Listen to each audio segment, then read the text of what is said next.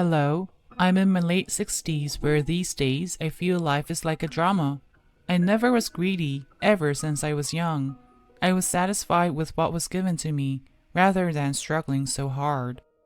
I felt bound to live in a way I wouldn't harm anyone, or be a burden to anyone, and just dutifully go on with my responsibilities. However, life did not flow the way I thought it would. I was proud that I had accomplished as much as anyone, but difficulties began. At that time, no consoling words were helpful, and I regretted that I ended up like this because I wasn't realistic. After battling a fierce storm, I have now found some stability, and I wanted to tell someone about my story. At a late age, I met a decent man and got remarried. Currently, I'm living in the suburbs of Beverly Hills. Now I own a building and live comfortably without lacking anything, but I spent many sad years before getting to where I'm now. I'm not doing well because of my own efforts, so I want to live the rest of my life in deep gratitude. I was too busy making a living that I didn't even have time to date and became an old maid, way past my prime time to get married. I ended up marrying a widower who chased after me. My husband was raising a son and a daughter after his wife passed away. We met at the factory where I worked. At that time, my husband was supplying materials to the factory. After meeting me a few times at the office, he confessed that he fell in love with me. He was raising his children alone without a wife. His children, at the age of 6 and 4, liked me, contrary to my worries. I was worried about what would happen if they didn't like me, but they called me Mom affectionately. I felt a pang in my heart, but I was grateful. I thought it was because they missed their mom, since it had been 3 years since she died. My stepchildren grew up without giving me any trouble, and the siblings got along well with each other. My stepdaughter was dependable, as she was more mature and took good care of herself as well as her younger brother. My stepson was mischievous, but he still was naive and very cute. However, they started to distance themselves from me when my stepdaughter entered high school and her puberty. One day, my stepdaughter returned home from school, refusing the snack I made for her, and asked me grimly, "Mom, be honest, you married my dad for money, didn't you? If that's true, you have been pretending to love us all this time, haven't you?" "What are you talking about? How can you say that after you've observed me for so long?" "I don't know where and what you've heard, but your dad and I got married because we loved each other, and I never have, for 1 second, thought you were my own children. That also will be true in the future." I was totally heartbroken. "Don't lie! I heard everything from my cousin at school. My aunt said that you married my dad because of dad's money. That's why you bought us only cheap clothes and backpacks, and give us so little allowance. Are you still saying you didn't deceive us? Stop lying, please." My stepdaughter screamed at me. "You believe in that aunt, who never made any contact all this time, yet cannot believe your mom who have lived with you. I tried my best to raise you guys like everyone else, by buying you the best branded clothes and backpacks to help you feel more confident. I'm not trying to show off, but I'm asking you to at least recognize my sincere heart." However, my stepdaughter got more upset with me. "If you're so concerned, at least raise my allowance. If you're concerned that I should stand tall among my friends, give me more money so I won't feel shame going to school." At that time, my husband's company was struggling with financial problems. I was considering even getting a nanny's job because our income was not enough. My stepdaughter was not aware of that. "Right now, our financial situation is not good. If you need money, why don't you get a part-time job? You need to earn money for yourself to realize how hard your dad is working to support you. Making money is not as easy as you think." "I knew it! You pretended all this time to be nice to us when only you live comfortably." She slammed the door. Seeing my stepdaughter who has changed, I was worried whether I had raised the children the wrong way. A few days later, I got a call from my stepdaughter's homeroom teacher. "Your daughter has been missing her classes often these days, and she even beats up other kids in school. She used to be a quiet student, so I tried to counsel her and warn her, but it's not working." Yesterday, she extorted money from her classmates. If she continues like this, I reprimanded her that she won't be able to graduate from the school and go on to college, but she just left school without permission during lunch. I told her teacher that it was all my fault. I apologized to the student my stepdaughter confiscated money from and paid her back. After this incident, many more repeated, which made my son complain that I was only paying attention to his sister. In the end, my stepdaughter got a suspension from her school. My stepdaughter said it happened for the better, saying she wanted to just earn money by quitting school. I don't understand why you're behaving like this. What do you mean that a high school student wants to make money? You still have to graduate. The world is not an easy place to deal with. My husband and I begged our daughter. Somehow, it seemed that got through to her, and she decided to graduate from high school. Of course, her grades were too poor to go to university, but she said that after she graduated from high school, she wanted to go about her ways and for us to not stop her. Then, she left home to rent a room with her girlfriend to live together. When my stepdaughter left, this time my stepson became a problem. He learned from watching his sister. It seems he thought that we would pay more attention to him if he caused trouble by skipping school and hanging around with bad friends. My husband wanted to at least send his son to a university. He even practically imprisoned his son at home to get him expensive tutoring, but our son failed to enter college.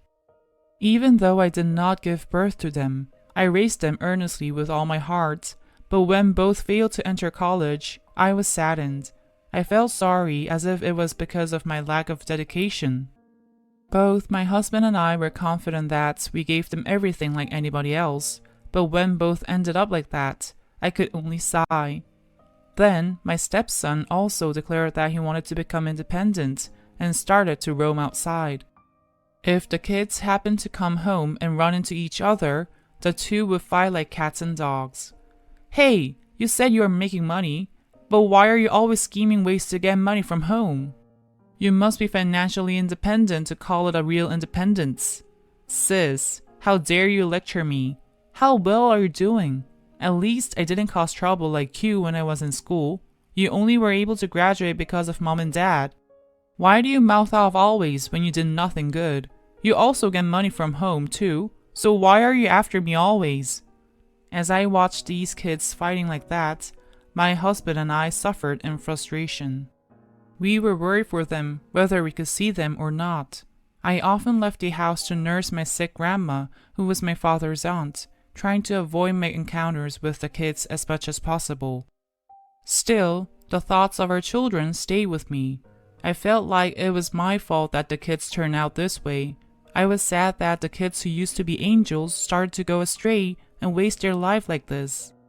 I didn't know how they earned money, but they sent boxes of apple or meat as gifts during the holidays. I was worried if they would cause any more trouble, but fortunately, that didn't happen. So I decided to be grateful for the status quo. As years passed, my stepchildren found their mates and got married.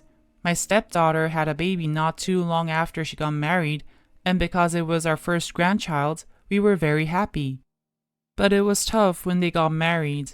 Somehow, the two of them selected their wedding dates 1 month back to back, so we couldn't provide all the financial help as they wanted. My husband and I discussed and decided to spend an equal amount of money on each of their wedding. Those two, who used to fight like crazy before, started to nag at us while spying on each other's wedding preparations. Mom, are you paying for more expensive furniture because he's the son of the family? Or are you taking revenge on me because I gave you a hard time when I was in high school? My stepdaughter would complain like that. That's not true. It was so hard to get your wedding dress and furniture by spending the same amount as your brothers. Because you guys are getting married only 1 month apart, it's taking a big toll on us. Your brother came to us yesterday, demanding why we are sending you to a better honeymoon place. Are you guys planning on torturing us to death like this? I'm getting very sick of this. Enough is enough. If you guys continue being childish like this, we won't pay for any more expenses from this point on. Just take care of as you wish on your own. Your dad and I are not your bankers. This is too much. I became so angry from exhaustion that I snapped sternly. Then, the two didn't yell anymore with complaints and quietly had their weddings and got on with their new family lives. But it got noisy again soon. No matter how mean, they were still our children, and they came home during the holidays. It felt like a home when the noises of our children filled the house. My husband seemed to be happy on that day that he became talkative after a few drinks. Yes, this is what family is. No matter how complicated it was in the past, it is so great that now we gathered here all together. Your mom and I want to live a little more in peace now. Honey, you're talking a lot with a few drinks in you. We're at peace if our children live happily. Then my stepson said, now that we're talking, how will you distribute our inheritance? You need to do this in advance so that there won't be any conflicts and be peaceful, just as you said. Then my stepdaughter added, I won't stand for it if you give more money to him just because he's a son. Honestly, I didn't fight it and let it go at our weddings, but it's true you guys gave more to Steve. When my stepson heard his sister, he yelled, What nonsense! You got everything you could get, yet why are you bringing it up only now? Mom and Dad spent the same amount for our weddings and let you check them several times, didn't they? Do you really want to go that far so that you can get more inheritance? They ended up fighting again. I became heartbroken. It was so embarrassing to see my kids' spouses and grandchildren. I wanted to go and hide somewhere. My husband got furious and shouted at the top of his lungs, Is this what you do on family holidays? Why are you like this when I had already given you so much money? I don't know why you guys are demanding this and that when it's my money. Then, my stepdaughter said as if it was unfair to her, That's because you have lived by only doing everything for the benefit of Mom. At her accusations, my husband couldn't take it any longer and stomped out. My stepson blamed his sister for everything and threw the fruit tray at her and began fighting again. The two raised their voices at each other into fistfights. They fought even when they were outside as they were leaving, and the police came after the next-door neighbor reported it. I was so angry that I chastised them. Don't come home anymore. I'm not happy to even receive any gifts for the holidays. Don't put us to shame and just leave right now. That day was the worst. I didn't know at that time that it was the beginning of a disaster. It came not too long after that day. It was close to the end of the year when my husband and I had planned for a quiet dinner somewhere. Since the kids no longer came for the holidays and my husband was busy at work, we decided to celebrate the New Year's Eve by eating out. However, my husband, who was always punctual like a clock, did not show up at the restaurant for over an hour. I kept calling, but he didn't answer. Eventually, I left the restaurant and headed for home when I got a call saying it was the hospital. Are you a family member of Mr. Lawrence Schultz? This is the hospital emergency room. Mr. Schultz fainted on the street from the difficulty of breathing. He is now in critical condition. I got a taxi in panic and rushed to the hospital, but my husband had already passed away. My husband was on his way from work to meet me, and he collapsed, clenching his chest. Because the restaurant was close to his work, he was walking over when it happened. I didn't know why it happened. I felt empty to know that he only worked till his last moments. As I sat shocked, blankly, at the funeral, the kids called me.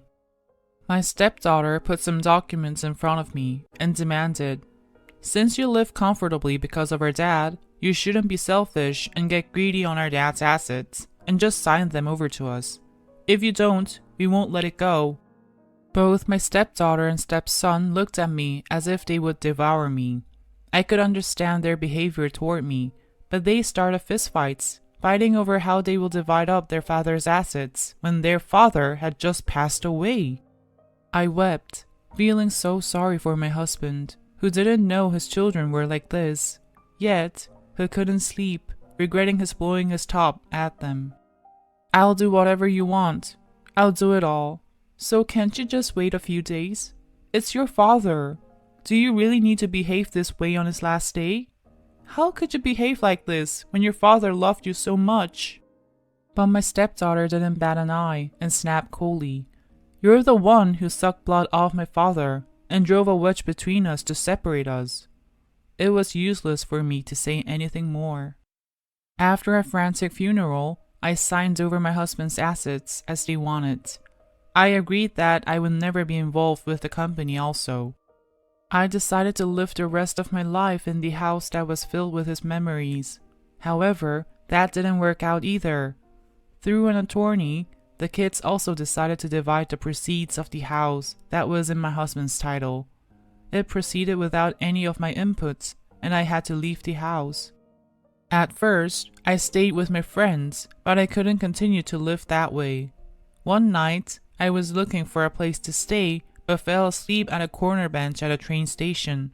When I woke up in the morning, people from a shelter were distributing food to the homeless people.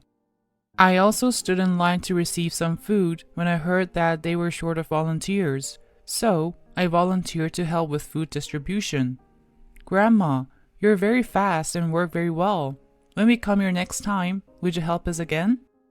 I said I would, and my work expanded from helping the food truck to making meals and doing dishes at the shelter while residing there. I was relieved to have a place to stay, but at nights I felt sorrow and anger. After about a year, I was getting ready to hand out food at the train station when a neatly suited gentleman approached me as if he knew me. "Excuse me, aren't you Mrs. Schultz?" "I'm Lester McAllister, an attorney." Then, suddenly, I heard someone calling, "Mom!" It was my stepdaughter. Behind her, I saw my stepson as well. "How did you find me to come here?" "Mom, you should have told us where you're going. Let's go home right now." My stepdaughter grabbed my wrist and dragged me. Then my stepson blocked us, grabbing my other hand. "What are you saying? Mom will go with me." Those two started fighting with me in the middle. I didn't know what was going on, so I asked the lawyer who greeted me first. "Isn't Mrs. Becky Rowlands your father's paternal aunt? As she passed away, she willed all her assets to be inherited by you. That was the grandma who had no children, whom I had nursed whenever I had free time. Because of my situation, I couldn't afford to go see her, but she left me with an unexpected gift. The attorney had been looking for me and went to my stepchildren and found me after some searching. The kids found out that I had big money coming to me, so they were fighting to take me to their home. Never mind, both of you. I have been living like this for how long now? You ignored me all this time, yet only now you want me to come and live with you? What did you say to me before? Didn't you say that I sucked your dad's blood and put you guys apart from your dad? So why now, all of a sudden? Would you have ever searched for me if I didn't get this money? Mom, you're a very capable person, so I believed that you would live well anywhere you went. If you were here, why didn't you call me? I know you're angry because of my sister, but don't be angry. My stepson pulled my hand. Then my stepdaughter pushed her brother's chest and said, "Mom, you know me. Don't you know how much I liked you in the past?" Thinking back now, I really missed our old days together. So, let's live like that again. I will do my best. Both were pulling me from each side, clamoring to take me away first. Then, the lawyer stepped in. "This is entirely a matter of Mrs. Schultz to decide. Mrs. Rowland had left you her house so you could go there now." I pulled away from the children's hands angrily. "Never mind. I don't need you. I'm really sick of money. I did as much as I could, but just because of money, you treated me like a leech and kicked me out, didn't you? Now, you're grabbing onto me because of money again? How much money is it for all this fuss?" It turns out that my distant grandma had left 3 buildings in Beverly Hills with a large sum of savings in the bank, a house, and stocks. Just calculating the market price for the buildings alone would amount to more than $200 million. I see. Now that I have some big money coming to me, you guys are fighting over me, aren't you? Aren't you being too much? It's true. Even when my husband was alive, you said all kinds of things that you shouldn't have. So how easy a target would I look now that I have no husband? I want to say once and for all, right here, that I will not give you 1 penny. so get that through your thick heads." I shouted at them, and they glared at me before they left without a word. I sold all the buildings and donated it to the shelter that provided me work and a place to sleep, and I am now spending the rest of my life at my grandma's house. Now, I am living on the savings I inherited. I continue to volunteer at the shelter where I met my current husband. The kids still are trying to meet me now and then, but I will never meet them. I plan to donate the rest of the money to the shelter when I die. Until then, I want to live comfortably with my current husband. So that I will not face any more misfortune, I plan to stay alert. Now that I poured my heart out, I feel a lot better, as if a big lump in my heart has melted away. Thank you all for listening to my story. I wish for happiness in your family. Please cheer for me and write your comments of wisdom in the comment section. Pressing like and subscription is a big help to me. Have a nice day.